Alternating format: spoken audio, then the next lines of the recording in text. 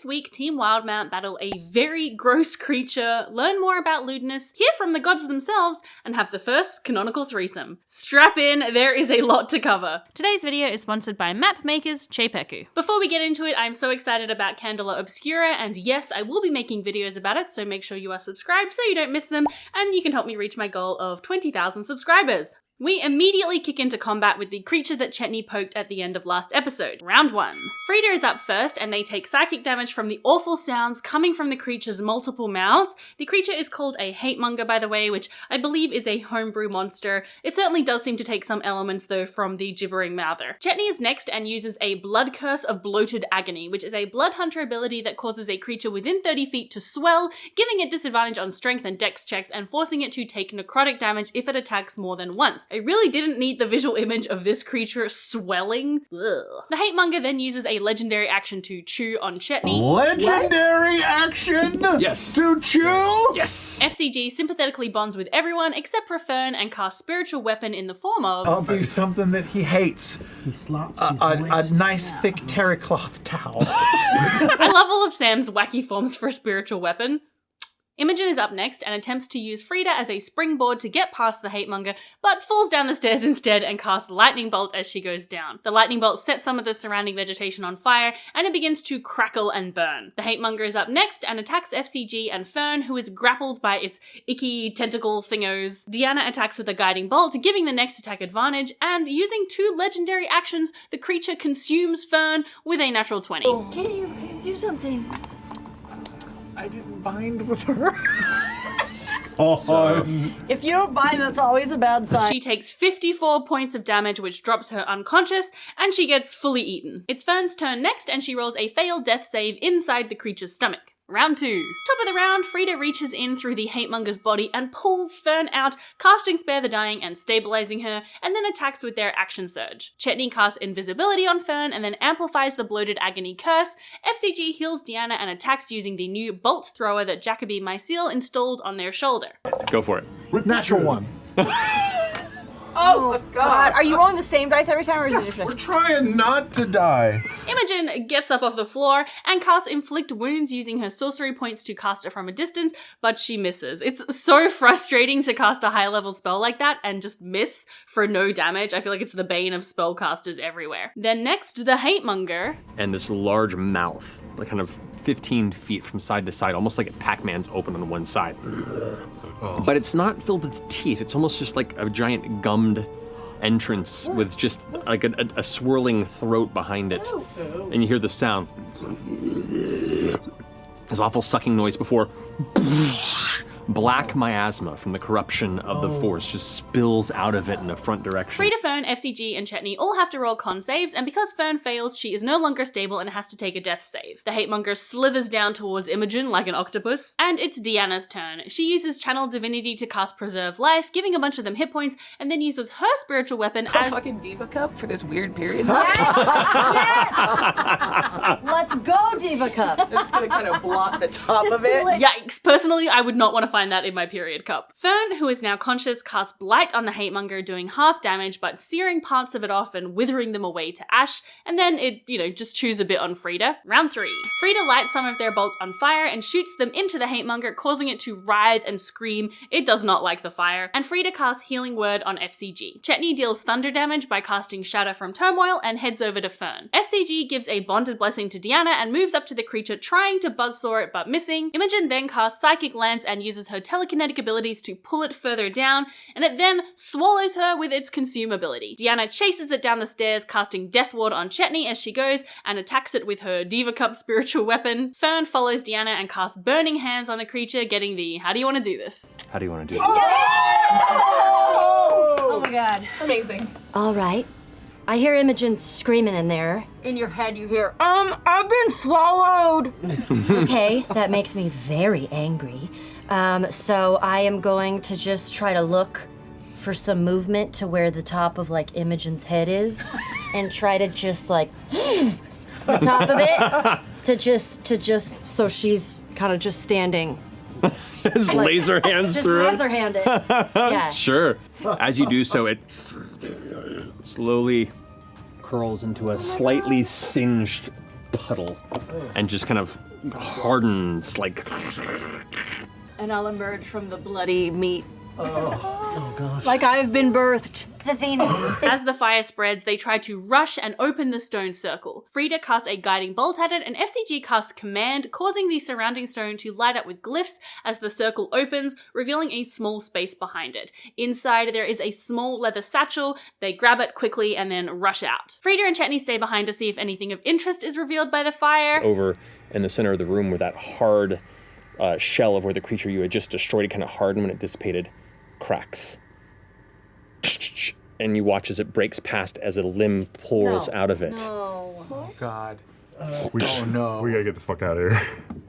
As something is now emerging from the remnants of what you had just destroyed. Ah! It's Hatemonger 2.0! Imogen casts telekinesis on it and lifts it up in the air, holding it there so that the others can escape, and then she pushes it up into the fire and rushes outside with the others. They huddle in the surrounding roots as the building begins to burn, lighting up like a beacon. They hear the Hatemonger 2.0 coming after them, and FCG blocks the door with Stone Shape. Fern casts Pass Without Trace, and Deanna casts Mass Cure Wounds. They begin to stealth away, trying not to attract the attention of the Wolf King. They all roll really well on their stealth checks, except for FRIDA, who rolls a nat 1. It comes out to a 23 because Pass Without Trace, but Matt upholds the nat 1 fumble. Now look, usually I don't comment on rulings. I don't want to, backseat DM or anything like that, because it's their game. They can play it how they like. But I will say this bothered me quite a bit. It seems like the ruling of critical fumbles on skill checks only ever seems to apply to nat 1s. Matt almost always makes the players give their total score when they roll a nat 20 skill check. They're like, nat 20, and he's like, for a total of,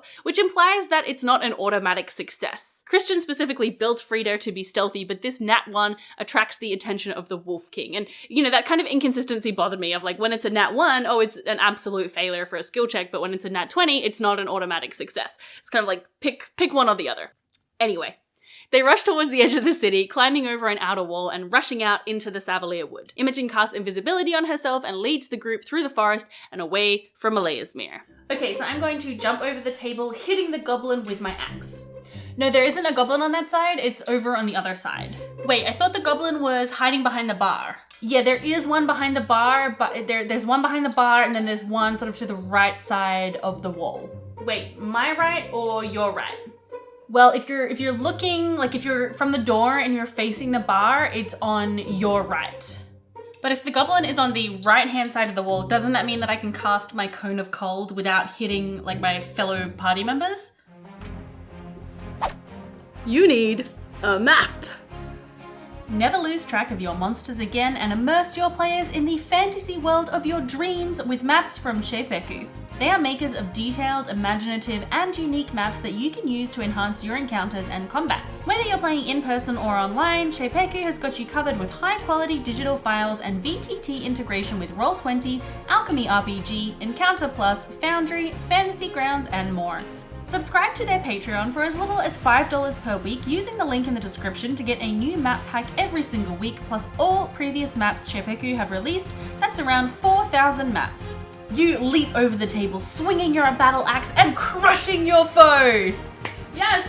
Woo! Team Wildmount find a space to set up a rudimentary camp and settle down to investigate the satchel. I open the satchel. Okay. We all die. No. Not all of you. Check it for trash, no! No, but the rest of you do watch as FCG kind of reaches there and goes to open it. And as you begin to pull on it, there's a blue flash.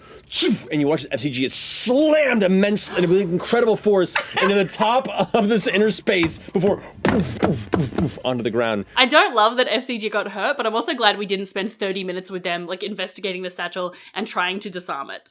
Just get right in there. Inside, the bag is empty, but when FCG thinks Ludinus's notes, the notes appear, revealing that this is a bag of holding. Chetney turns the bag inside out, emptying its contents, and out tumbles notes, coins, gems, a staff, and some other odds and ends. There is an interesting harness or sort of vest kind of contraption that has a brass funnel pointing out from it. As they they examine the papers, they find them all to be empty. However, Deanna casts Detect Magic, which reveals what is written. These notes are Ludinus's research notes, and they speak about experiments for distilling down the base nature of divinity in order to replicate or destroy it. The next group of notes seems to be about Ludinus's experiments with extending his life, where he has taken a regimen of magical infusions, which are a synthetic recreation of the natural magic that sustains the venerable wardens of the wilds, dryads and fey creatures, which have a very long lifespan. There are also marked locations of where these beings are, and with many of these locations crossed out. Some of these locations are in the Savalier Wood. There is also the term feeding the root. The party ascertain that the funnel on the harness is for draining power from these creatures in order to feed the root that is inside Ludinus that sustains his life. These notes mention that Ludinus has to return every few years to feed the root, and that he was contemplating going to the Fey Realm to gain access to more sources, and amongst the items in the bag of holding there is a metal rod attuned to the Fey Realm, which can be used with the plane shift spell to get there. Alright, buckle up, because we are getting into some theory time right now, and my thoughts are a little bit scattered, but I'm gonna do my best. Engaging Matthew Mercer, Galaxy Brain mode. Imogen asks Fern if she remembers Nana Mori talking about any areas at the Fey Realm that were corrupted like the Savalier Wood, but she can't remember, although I wonder if the Null rocks are connected to all of this somehow. That's the purplish rock that Imogen had for a while, and the ones that were used by Ira in the Shade Mother's Den and the Callaway Layaway. In episode 17, we learned that the Null rock just appeared in the Fey Realm, and no one really knows how it got there. A mythological stone that exists deep, deep in the Fey Realm. It is a stone that there are many theories as to how it got there. Some believe it's always been there. Some believe it was placed there. It grew there. There are many individuals within the Fey Realms that have their theories. But what's known is where it resides, everything around it mutates and twists, and this mass thicket of nightmare nature now entwines for miles and miles around the Null Rock. That sounds suspiciously similar to the Savalier Wood, right? Perhaps Ludinus went to the Fey Realm and sucked the life out of some Fey creature there, which rendered the surrounding stone into Null Rock and began corrupting the landscape around it. Or alternatively, he continued the magical plant experiments from Aor in the Fey Realm. To quickly explain that, as I talked about in my last video, in Campaign 2, the Mighty Nine found an indoor forest that had been purposefully planted, and when Jester used Speak with Plants, she found it had this sort of dark, hungry, predatory feeling. In the Campaign 2 wrap-up, Matt said he thought it was a fun idea if Aor was experimenting on growing magical plants that could be used for spellcasting components or for enhancing someone's spellcasting abilities, and that a portion of this experiment was brought back to Maleasmere and accidentally detonated, setting off the corruption of the city and its surrounds. Now, I don't want to take everything that Matt said in that wrap-up as gospel, because he also specifically said that he wanted to keep these things vague because this location has a lot of plot threads in Explorer's Guide to Wildemount, and he wanted to keep those open for people playing in their own Exandrian games. So he may have decided to change things up a bit with this particular plot point to suit this Ludinus story that we've got going on. What if Aor, in its attempt to kill the gods, made the same discoveries as Ludinus did later in Maleasmere? Maybe they tried to utilize some of Predathos' power in their experiments, because I think it's impossible to ignore how this spreading, corrupting influence of that forest and of the Savalier Wood is so similar to how Predathos is described, like as a predatory, corrupting influence. I just feel like it has to be connected somehow. Maybe Ruidus comes back to the root of all of it, all of this, corrupting influence. Matthew Mercer, please tell me, throw me a bone, please. I do actually have one more theory about the Null Rock, which I'm going to get to in a bit. Okay, so back to Team Wildemount and Ludinus's notes. The last lot of notes is about Ruidus and shows Ludinus working to uncover the gods' conspiracy to keep the true nature of Ruidus hidden from mortals. They also speak of his learning about Ruidus-born and his jealousy that he was not Ruidus-born, and his desire to commune with Ruidus to learn more. How many times did I just say Ruidus? He created a communion ritual to undertake during a flare, and I think he might have undertaken this during the Apogee Solstice, which was the beginning of the end of Maleasmere. The notes also indicate that his efforts were being interrupted and interfered with by the Emerald Cross priests, who are likely associated with the Archheart, the god of the arcane and the Fae. If the party can get in contact with any followers of the Archheart, or maybe the Archheart themselves, then they might be able to learn more. The last lot of notes related to the slowly expanding chaotic nature of the arcane crystals that form the power well beneath the city. That's a quote, a direct quote. And this brings me to my next theory about the Null Rocks. I know, it's a lot of theories. I feel like I'm this close to blowing this thing wide open. So more notes on this sphere say that many believe it was a gift from the Archheart, the god of the Fae. If Luidus used that sphere to power his ritual with Predathos, and Predathos corrupted it during the ritual, maybe the Null Rock is the equivalent of the sphere in the Fae realm. Like, we know that some structures that are in the material plane, there is kind of like a representation or like a shadow or like a mirror version of them in the Fae realm. So maybe the sphere is the Null Rock. Am I making any sense? I don't know. Okay, I think that is the end of my Charlie Day moment. Please, please, please, please let me know your ideas about this in the comments. A lot of my thoughts about this were kicked off by your comments and by people in my Twitch chat, so thank you to everybody. Please come and discuss, all of this with me next week during my sort of pre-Critical Role hype party that I do every week over on Twitch. They're all big. What? What? Is that a good theory? I don't know. I'm sort of obsessed with working out how all of this is connected, and I couldn't do it without you. So yeah, if you want to come chat, follow me on Twitch. Okay, back to Team Wildmount. They identify the staff, which is a staff of Dark Odyssey, which apparently does a lot of cool stuff, but most importantly, it gives them the ability to teleport. Huzzah! That's if it works. Following all of this investigation, they decide to go ahead with delving into Frida's memories. Before they get underway, however, Frida has a gift for FCG. But I had something made for you. For us, really. And in case I come back different or something happens while you're in there, I just want you to remember me and this and us for what it is, okay? Stars in the sky.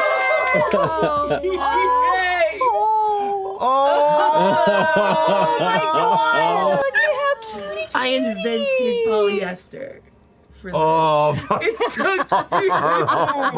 Okay, how long before that jumper is in the merch store? I want one. Frida, FCG, and Imogen all hold hands, and casting Detect Thoughts, they dive in. The three of them find themselves in front of a door, and being pulled through it, they see Devexian, or we can assume Devexian, bringing Frida back. Frida then wandering through the streets, children playing, and Frida feeling a protective urge over them, and finding Deanna. All of these memories are quite recent, so Frida focuses on the dream with the child and the name of Laren, so FCG and Imogen can push deeper into their mind. This brings up a memory of Frida fighting in stone hallways amidst bodies lying on the floor, bodies that are wearing brown and gold robes. Frida realizes that they are defending something from an attack, and the attack is coming from the people that they would expect to be friends. Looking around, they see a huge contraption, a machine larger than anything they've ever seen, but it does have some similar features to the Malleus key. A figure yells out something that only FCG and Frida understands that translates to protect the Factorum. The crystals are alighting.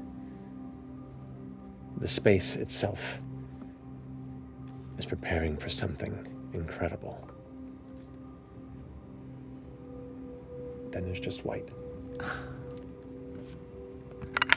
All three of you take 8 points of psychic damage and immediately are shunted out of the memory. The Factorium Malleus was the machine that we learned in Campaign 2 that Aeor had been constructing to try and defeat the gods, an act that the gods found so threatening that the Betrayer gods and the Prime Deities called a temporary truce and worked together to strike Aeor down. Everything going white and Frida being completely broken before Devexian repaired them indicates that Frida was there when Aeor was destroyed by the gods. Frida is very unsettled by these memories, and Chetney encourages them to remember that their protective qualities are special and that they should be proud of themselves. It's a sweatshirt made out of wood. So good. That's a pillar of protection. You talked about a child, and I feel a connection with you because you protect children, and I like to entertain them and bring them joy with these. Don't doubt yourself. We'll figure out whatever it is that's in the back of your head, but you're aces. As they settle down for the night, Deanna and Chetney also talk, and Deanna expresses her fear and worry that she is going to get left behind. Chetney says, no way, they would have been totally ruined or wrecked without her, and he gives her a gift as well. But I don't know if you remember our nights on the beach in the Menagerie Coast. Thank you. And this was the one that we drank from, we kept, decorated, but I never forgot it. It's a bitch to carve because the lines are all crazy, and really to get it that smooth is tough. It's beautiful. But I've never forgotten about you, and I'm really old. I forget shit all the time. But I mean, there are a few bright spots, and you were one of them. I love that you found a family and moved on and had kids. That's crazy. And you died and you came back to life. You literally jumped through time. Yeah. But you have a place with us and with me. Your future is very bright. You can do anything you want to. And I found these fuckwits, and like everything changed. I went from making toys to maybe helping prevent catastrophe.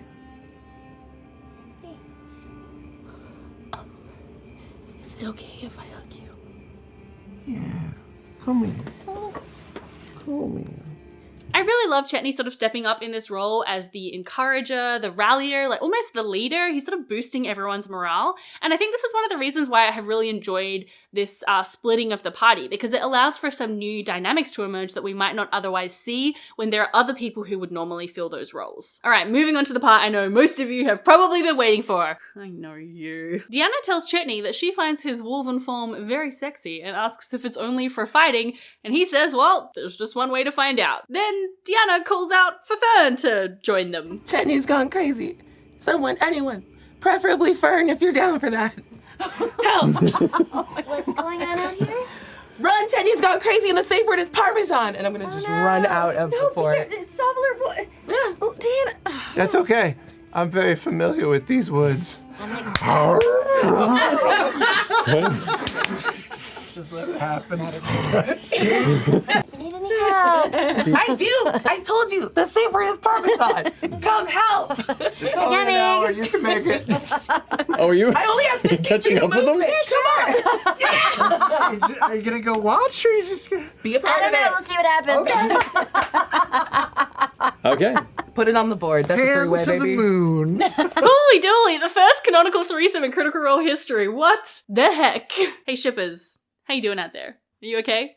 Blink twice if you need help. Actually, I can't see you. You'll need to write a comment. I just love how we went from Travis in Campaign 1 saying that he would never do romance, in Campaign 2 to doing romance with his wife, to Campaign 3, which is just a full-on threesome. It's honestly great representation, I think, of exploring boundaries in a healthy way through games. You know, you might start out with a particular boundary for something, and then as you develop a trust with your group and more confidence in exploring those boundaries, you can see how they fluctuate and you can see how you can play with them. Love to see it. I think it's a really wonderful facet of role-playing games. Also, it was just giving the people what they want. I mean, a lot of you out there are thirsty as heck. After their long rest, FCG reaches out to the Changebringer to ask for advice about where they should teleport to. Casting Commune, they find themselves at a crossroads where they see the Changebringer before them. He asks if they should go to Dressar, if they would have a chance to find their friends there, and she says yes. He asks if they are all alive and safe, and she answers yes. And lastly, he asks if he will know FRIDA for a long time. The Changebringer responds that the answer is challenging to write when the future has not been. And then, okay, forget about the commune, because like I don't care about that anymore.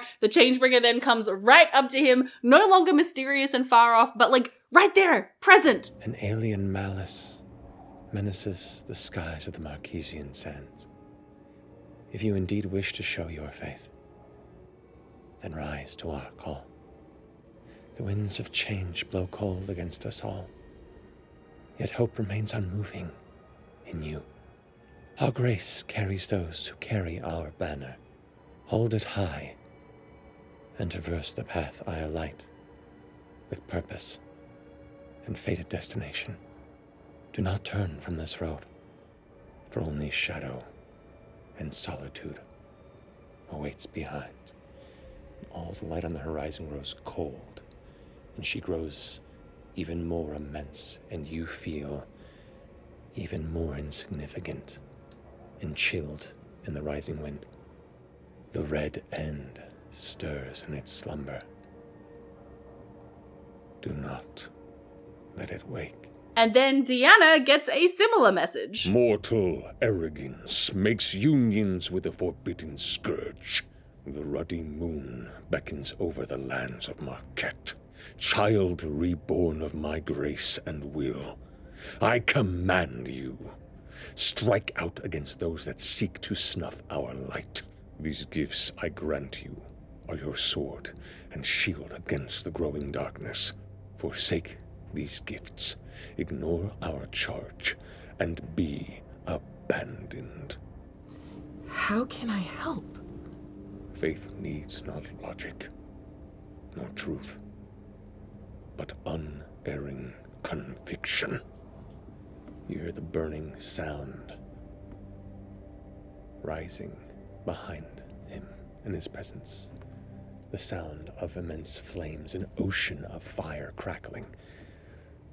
The red end stirs in its slumber. Do not let it wake. The gods are sounding their banners! Finally! It really hasn't made much sense to me that the gods didn't rally their champions on the material plane to fight for them. I guess they were on that like Zoom call for a bit trying to work out what to do. Oh, I really just wish we could have been a fly on the wall of all of the temples and homes of like clerics and paladins and everything just to see what went down, thinking about like previous campaign characters too and their gods, how their gods might be calling for them. You know, Ford, Caduceus, Pike, Vex, like, oh, it's very exciting. FCG notices that their coin is a little shinier and casts Identify on it, and it has been blessed by the Changebringer with some new abilities. What they are yet, we don't really know. Deanna gives Chetney her Ring of Temporal Salvation, which is basically like a free one-time use Revivify. Imogen attunes to the staff and casts Teleport to Jadana's house in Drissar, as they determine that that is the most likely place that the other group would go to find them, and it's kind of a good place where they feel they've got some networks they can use to get out of the situation. For the teleport spell, you have to roll to determine how well the teleport goes. The staff begins to glow brighter and brighter, and you all feel these little like threads of sparkling purple-blue energy kind of begin to form out of the staff to reach to each of you. And as it does, it connects. You are all pulled into a different space. We don't even know if we made it, right? No. Oh, we did. Oh, God. We might be. There's only So good. How many episodes? 4 How many in episodes? 100 chance of us going some real terrible, having a very bad mishap. Look at 4% chance. Go ahead and roll a D100 for me. Do we know what number is bad? Yeah, 1 to 5 is super bad. Okay. Here, you go ahead and roll, and I'll watch over your shoulder, and we won't tell anybody else. 'Cause that's Okay, ready, Yep. folks? What's happening? Okay. Oh my god. What? No! Come on, man! Come on! Oh no! Laura's reaction did not seem good. If she rolled a mishap, they will take 3d10 force damage, and the GM will then re-roll on the table to see where they wind up. This could end up quite badly. Nah! Well, that was so much to cover, so if you have made it to the end of this video, thank you. I hope you'll consider subscribing and leaving a like, and of course, let me know your Charlie Day theories in the comments. Until next time, bye! Alright, did I get everything? Ah, fuck, I forgot to talk about the Rexentrum Toy Authority! Bloody hell.